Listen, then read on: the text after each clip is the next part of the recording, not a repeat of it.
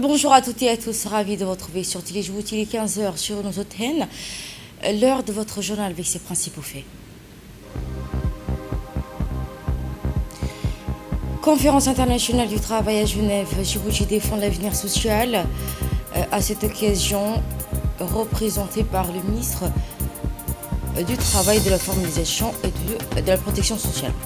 Et aux États-Unis, il y aura un accord intérimaire en 4 phases au cœur des négociations. Les discussions entre Washington et Téhéran portent sur un projet d'accord intérimaire. Bonjour à toutes et à tous et merci de nous avoir rejoints sur Djibouti. Djibouti renforce son partenariat avec l'OIT en faveur du travail décent et de l'emploi. En marge de la 114e session de la Conférence internationale du travail qui se tient à Genève, le ministre du Travail chargé de la formalisation de la protection sociale, Younous Ali Guédi, a poursuivi aujourd'hui une série de rencontres de haut niveau avec les responsables de l'Organisation internationale du travail, accompagnée de Mme Khadra Ahmed Hassan, l'ambassadrice représentante permanente de Djibouti auprès des Nations Unies et des organisations internationales à Genève. Ces rencontres ont permis de faire le point sur la coopération entre Djibouti et l'OIT, tout en explorant ainsi les perspectives de l'emploi des jeunes, le développement des compétences, le dialogue social et la formalisation de l'économie et l'amélioration des conditions de travail. À cette occasion, le ministre a présenté également les principales réformes engagées par le gouvernement djiboutien visant à moderniser le travail, le marché du travail, renforçant la protection des travailleurs, la promotion d'une croissance inclusive, génératrice d'emplois pour les jeunes. Au cours de cette 4e journée, le ministre a eu des séances de travail avec différents partenaires durant cette conférence de la 114e. Je vous propose d'écouter à présent le ministre du Travail et de la Formalisation et de la Protection sociale à l'occasion de cette séance. Cette rencontre intervient dans un contexte mondial marqué par les multiples défis, ralentissement économique, tensions géopolitiques, changement climatique, transformation technologique rapide et reconfiguration du marché du travail sous l'effet de l'intelligence artificielle et de la révolution numérique. Ces mutations ouvrent de nouvelles opportunités, mais elles soulèvent également de nombreuses interrogations concernant l'avenir du travail, des travailleurs, de la protection sociale, de l'adaptation des compétences et la préservation de la dignité humaine et du monde professionnel. Face à ces bouleversements, Djibouti reste convaincu que le dialogue social et le tripartisme demeurent de meilleurs instruments pour construire des sociétés plus résilientes, inclusives et équilibrées. Mesdames et messieurs, sous la vision éclairée de son Excellence, le président de la République, Al-Hajj Ismaël Omar Guelleh, le gouvernement djiboutien poursuit des réformes ambitieuses visant à promouvoir l'emploi, renforcer les droits des travailleurs et moderniser notre système de gouvernance du travail. Dans cette perspective, nous poursuivons nos efforts afin de favoriser l'insertion professionnelle, l'employabilité et le développement des compétences adaptées aux exigences du marché du travail moderne. Djibouti s'engage également dans une dynamique de transformation économique reposant sur la formation professionnelle, le développement du capital humain et la formalisation progressive de l'économie. La formalisation du secteur informel constitue aujourd'hui un enjeu majeur pour notre économie. Elle permet non seulement d'améliorer les conditions de travail et la production de travailleurs, mais aussi d'élargir l'accès aux droits sociaux, de renforcer les recettes publiques et favoriser les croissances inclusives. Dans cet esprit, mon département ministériel poursuit plusieurs chantiers structurant notamment la finalisation de la réforme du Code du travail afin de mieux l'adapter aux nouvelles réalités économiques et sociales, tout en consolidant les principes fondamentaux du travail décent et du dialogue national. Dans une seconde partie, le ministre a présenté les principales réformes engagées par le gouvernement djiboutien visant à moderniser le marché du travail. Travaillons également à l'élaboration d'une nouvelle politique nationale de l'emploi 2027-2035 qui construira un cadre stratégique ambitieux pour répondre aux défis de l'emploi, particulièrement celui des jeunes et des femmes. Mesdames et messieurs, la transition numérique et l'intelligence artificielle représentent désormais des réalités incontournables. Nos pays doivent anticiper leur impact sur l'emploi et investir massivement dans la formation, reconversion professionnelle et les compétences numériques. L'intelligence artificielle ne doit pas devenir un facteur d'exclusion ou de précarisation. Elle doit au contraire être mise au service de l'humain, de la productivité, de l'innovation et de l'amélioration des conditions de travail. C'est pourquoi nous appelons à une coopération internationale renforcée afin d'accompagner les pays en développement dans cette transition technologique, notamment à travers le transfert de compétences, l'accès aux technologies et le renforcement des capacités institutionnelles. Mesdames et Messieurs, Djibouti réaffirme son attachement indéfectible aux principes fondamentaux de l'OIT, la liberté syndicale, les dialogues sociaux, la non-discrimination, l'égalité des chances et l'élimination de toutes les formes de travail forcé et le travail des enfants. C'est dans un esprit de solidarité internationale et de coopération que nous pourrons bâtir un avenir du travail plus juste, plus inclusif et plus humain. Avant de conclure mes propos, permettez-moi de réaffirmer la solidarité constante de la République de Djibouti avec le peuple palestinien dans sa quête légitime de paix, de justice et de dignité. Djibouti salue l'adoption de la résolution renforçant le droit de la participation de la Palestine au sein de l'Organisation internationale du travail. Une avancée qui témoigne de l'attachement de la communauté internationale aux principes d'inclusion et de représentation équitable. Nous réitérons notre soutien à la Palestine, à une paix juste et durable fondée sur le respect du travail et du droit international et des résolutions pertinentes des Nations Unies, condition indispensable à la stabilité, au développement et au progrès social des peuples du Moyen-Orient et du monde entier. Je vous remercie de votre attention. C'était le discours du ministre du Travail, chargé de la formalisation et de protection sociale à l'issue de sa participation à la 114e session des conférences internationales du travail. Également de l'actualité de ce 15 heures, première prise de fonction. Dans le cadre de sa première prise de fonction, le ministre du Commerce et du Tourisme, Ourbis Elef Tourbis, a effectué ce matin sa première visite officielle dans la Chambre de commerce de Djibouti. Accueilli par le président de l'institution Youssouf Moussa Douali et les membres du bureau exécutif, le ministre a pu mesurer le rôle central de cette structure dans l'accompagnement du développement économique national. Au cours des échanges, le ministre a eu un entretien avec les responsables de la Chambre, lui permettant de mieux appréhender ses missions, ses acquis, ainsi que les projets en cours, notamment ceux initiés sous la précédente direction. Et une présentation en vidéo a également permis de revenir sur les attributions de l'institution, ses partenaires et sa collaboration étroite avec le ministre du Commerce. À l'issue de cette rencontre et première prise de contact, qui a été l'occasion pour les deux parties d'exprimer leurs priorités et leurs attentes. Le ministre a notamment donc souligné l'importance de renforcer la coopération face aux défis économiques externes, appelant à l'élaboration d'une stratégie nationale et une résilience commerciale. De leur côté, les responsables de la Chambre de commerce ont réaffirmé l'engagement à accompagner les autorités pour atténuer l'impact des crises économiques et soutenir ainsi le tissu commercial national.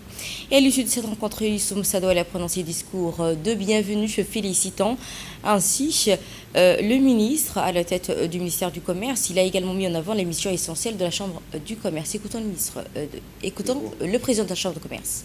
À vous adresser mes chaleureuses félicitations pour votre nomination à la tête du ministère du Commerce et du Tourisme.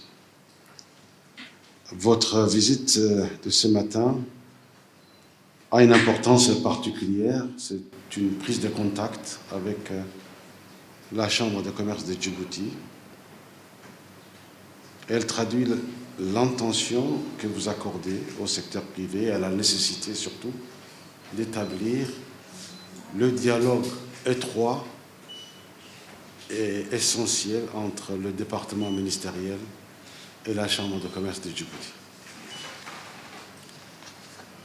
La Chambre de commerce de Djibouti, comme vous le savez, Monsieur le ministre, je ne vais pas y revenir là-dessus, est une institution centenaire. Elle aura 120 ans l'année prochaine. Elle représente l'ensemble du secteur privé national et à ce titre a une mission d'accompagner les entreprises, de porter leurs préoccupations et de contribuer surtout aux côtés du pouvoir public, en l'occurrence le ministère du Commerce et du Tourisme. Et pour sa part, le ministre Ourbis Elef Tourbis a exprimé sa sincère gratitude envers le président et membres du bureau exécutif pour l'accueil chaleureux.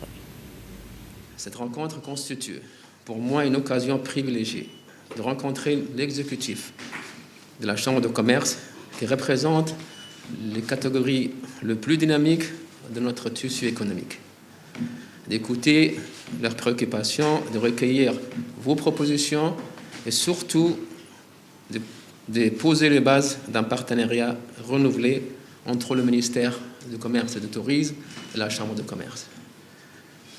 Mesdames et messieurs, le contexte international dans lequel évoluent nos économies est marqué par une succession de crises sans précédent. Tensions géopolitiques, perturbations des chaînes d'approvisionnement mondiales, inflation importée, volatilité des marchés financiers, hausse du coût de transport maritime, changement climatique, insécurité alimentaire croissante. Pour un pays comme Djibouti, fortement intégré aux échanges internationaux et dépend des importations pour une grande partie de ses besoins essentiels, cette évolution nous impose d'agir avec anticipation, méthode et collaboration. Le président de la République a donné des orientations stratégiques de cette nécessité de collaborer en mettant en place le Task Force, dont la Chambre est un acteur clé, afin de tirer les leçons de ces crises récentes et de monter une résilience économique. Je souhaite que le ministère et la Chambre de commerce travaillent ensemble à la mise en place d'une véritable stratégie nationale de résilience commerciale et d'approvisionnement basée sur 4 axes. Renforcement de la veille économique et commerciale, diversifier nos sources d'approvisionnement, renforcer les stocks stratégiques nationaux, soutenir le financement du commerce et de l'investissement dans les chaînes de valeur régionales. Cérémonie de remise de certificats aux agents des douanes formés dans le cadre du renforcement de leurs capacités professionnelles. Le Centre d'application financière CAF du ministère du Budget en partenariat avec l'Agence française de développement, l'AFD, avec l'appui technique et d'expertise France, a organisé ce matin l'hôtel Premier Best Western à 2 Djibouti, une cérémonie officielle de remise de certificats au profit des régimes douaniers et le contrôle des déclarations douanières à une session de formation dédiée au renforcement de leurs compétences professionnelles. Cette cérémonie qui marque l'aboutissement d'un programme de formation visant à consolider les capacités techniques et opérationnelles des agents des douanes afin d'améliorer davantage la qualité des services rendus, l'efficacité des procédures douanières ainsi que la performance de l'administration fiscale des douanes nationales. L'événement qui se déroule en présence du secrétaire général du ministère du Budget, M. Simon Mibaratou, du directeur du Centre d'application financière, Abdelazar Khere Bourale, du formateur ayant assuré l'encadrement pédagogique de cette session, ainsi que de nombreux cadres du ministère du Budget responsables administratifs et des représentants de l'expertise France. Cette session de formation a également exprimé leur gratitude envers les formateurs. Dans l'engagement de la République de Djibouti. Nous avons commencé notre formation à l'époque, ça fait 4 jours, en disant que le système douanier comporte 4 piliers essentiels, donc c'est 4 ponts. C'est la douane économique, nous avons la douane fiscale, nous avons la douane du contentieux et la douane de la lutte contre la fraude, contrebande et tout ce qui est. Et donc ça, c'est les grands axes du système douanier. Ces 4 jours, on a abordé la douane économique. Ce que je disais à mes collègues, c'est que là, c'est la douane au service de l'entreprise. Je vous propose à présent de suivre l'intervention du directeur du Centre d'application financière sur cette journée de formation dédiée aux douanes. Cette formation a été très enrichissante au cours de cette semaine. Vous avez été très assidus. Vous n'avez pas manqué de poser les questions les plus adéquates à l'expert international pour vous former. C'est pour vous dire aussi qu'il y aura d'autres formations qui vont concerner aussi les agents douaniers. Il y aura, par exemple, tout au long de l'année 2026, il y aura des formations plus poussées, par exemple pour le contrôle des manifestes et des déclarations sommaires. Il y aura des formation relative au contentieux douanier, ce qui est très très important, le contentieux douanier, pour la rédaction des procès-verbaux des saisies et les procès-verbaux des contrôles. Donc voilà, je vous remercie pour votre assiduité. Dans le centre d'application financière qui a tenu une cérémonie qui marque une nouvelle étape dans le renforcement des capacités des agents publics, je vous propose d'écouter les éclairages du secrétaire général du ministère du Budget. C'est un réel plaisir que je prends la parole aujourd'hui à l'occasion de la cérémonie de remise des certificats marquant la clôture de la formation sur les régimes douaniers et le contrôle des déclarations douanières. Je tiens tout d'abord à adresser sincères félicitations aux 14 agents de la Direction générale des douanes et des droits indirects qui ont suivi avec assiduité et engagement cette formation durant ces 4 derniers jours.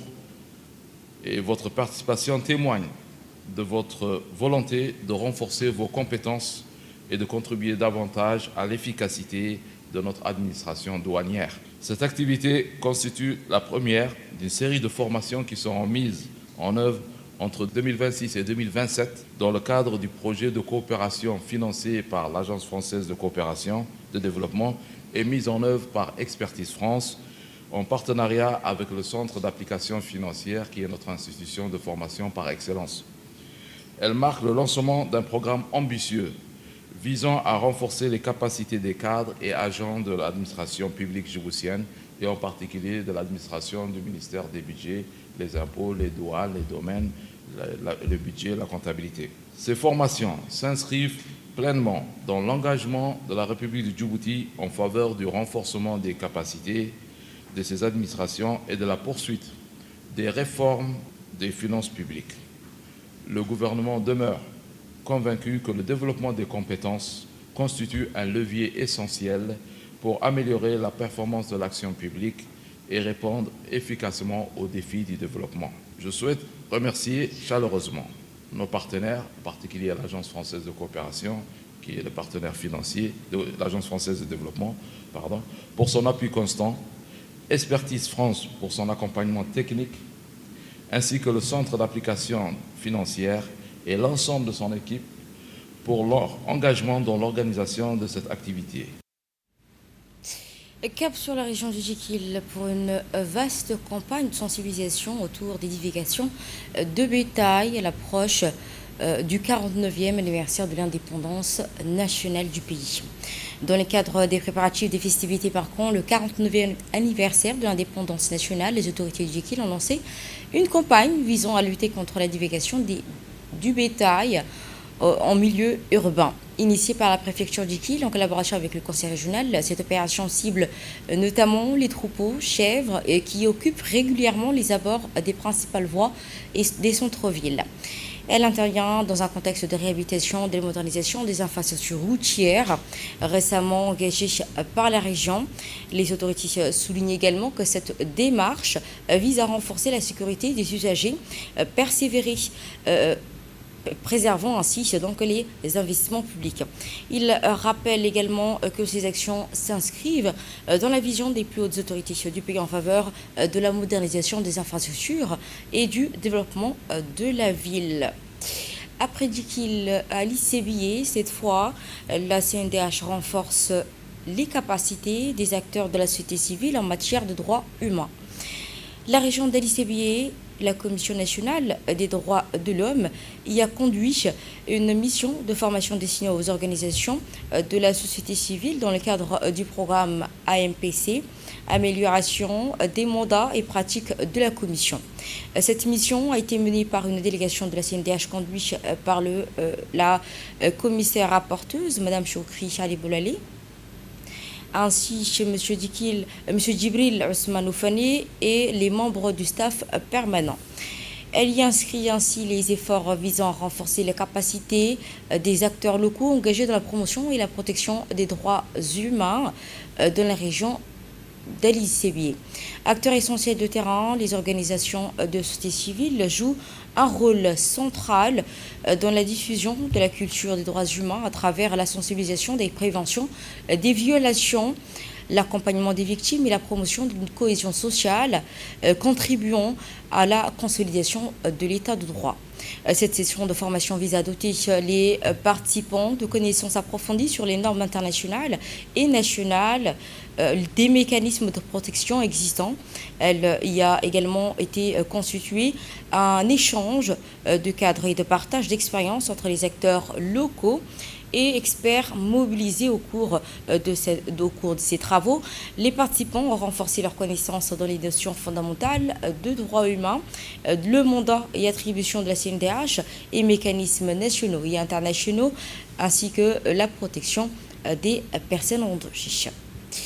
Intervention rapide des gendarmes après un incident impliquant un camion.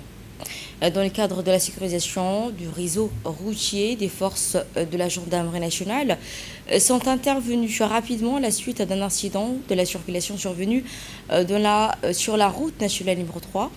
Le 3 juin, aux environs de 18 h, un véhicule de transport de marchandises a été impliqué dans un incident sur cet axe routier. Dès l'alerte, les gendarmes et escadrons de sécurité routière ont été déployés sur les lieux afin de sécuriser la zone et prévenir tout danger pour les usagers. Face à l'ampleur de la situation, les moyens techniques importants, notamment une grue, l'élévatrice, ont été mobilisés pour dégager la chaussée et rétablir les conditions normales de circulation. Tout au long de l'intervention, les gendarmes ont assuré la régulation du trafic avec professionnalisme, limitant ainsi la perturbation de cet axe stratégique. Grâce à la réactivité des équipes engagées et à une coordination efficace, aucun blessé n'a été enregistré. Les opérations de dégagement et de sécurisation se sont poursuivies jusqu'à 22 h du soir, à laquelle la circulation a pu reprendre normalement sur la route nationale numéro 3. Et de là, nous passons dans l'actualité nationale et régionale. En Israël et Liban, un accord de principe sur un cessez-le-feu sous médiation américaine. L'Israël et le Liban ont annoncé un accord de principe vers la mise en œuvre d'un cessez-le-feu à l'issue de négociations tenues à Washington sous médiation américaine. L'accord qui prévoit notamment un arrêt des tirs du Hezbollah, un retrait des forces au sud du fleuve de Litanie, ainsi que la création des zones sécurisées sous contrôle de l'armée libanaise. Malgré cette avancée, des incertitudes persistent, le Hezbollah n'ayant pas participé aux discussions ni validé les conditions de la trêve. Les deux États se sont donc toutefois engagés à poursuivre le dialogue pour consolider une stabilité régionale permanente.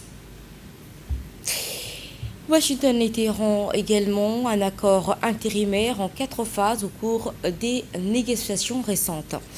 Des sources proches des discussions évoquent un projet d'accord intérimaire en 4 phases entre les États-Unis d'Amérique et l'Iran, actuellement au centre des négociations en cours, dispositif qui irait à l'apaisement sécuritaire, au traitement du dossier nucléaire iranien. La première phase viserait la consolidation du cessez-le-feu et la désescalade militaire dans la région. La deuxième phase porterait ainsi sur la sécurité du détroit d'Ormuz et la liberté de navigation. La troisième concernerait un allègement progressif de certaines sanctions économiques, tandis que la quatrième aborderait des questions sensibles liées au programme nucléaire iranien et au mécanisme de contrôle international. Ces révélations interviennent alors que le président Donald Trump s'y dit prudemment optimiste, tandis que Téhéran affirme qu'aucun progrès concret n'a été encore enregistré. Et pour terminer, à Nairobi, la natation africaine en plein essor. Les championnats de natation en grand bassin 2026 organisés à Nairobi ont été mis en lumière suite à une prolongation et progression des sports aquatiques sur le continent africain. L'événement qui a réuni des nageurs venus de plusieurs pays et servi de compétition qualificative pour des rendez-vous internationaux majeurs. Au-delà de la performance sportive, cette compétition illustre l'essor d'une discipline en Afrique soutenue par le développement des infrastructures, la formation des jeunes talents et l'engagement des fédérations nationales. Les organisateurs espèrent que cette dynamique permettra de renforcer la présence africaine sur la scène mondiale dans les années à venir, et l'espoir est prometteuse. Ce sera tout donc. Merci à toutes et à tous de nous avoir suivis. Vous étiez sur Téléjoute avec le journal de l'information. Merci à l'équipe de la régie et à ceux qui ont conçu ce journal.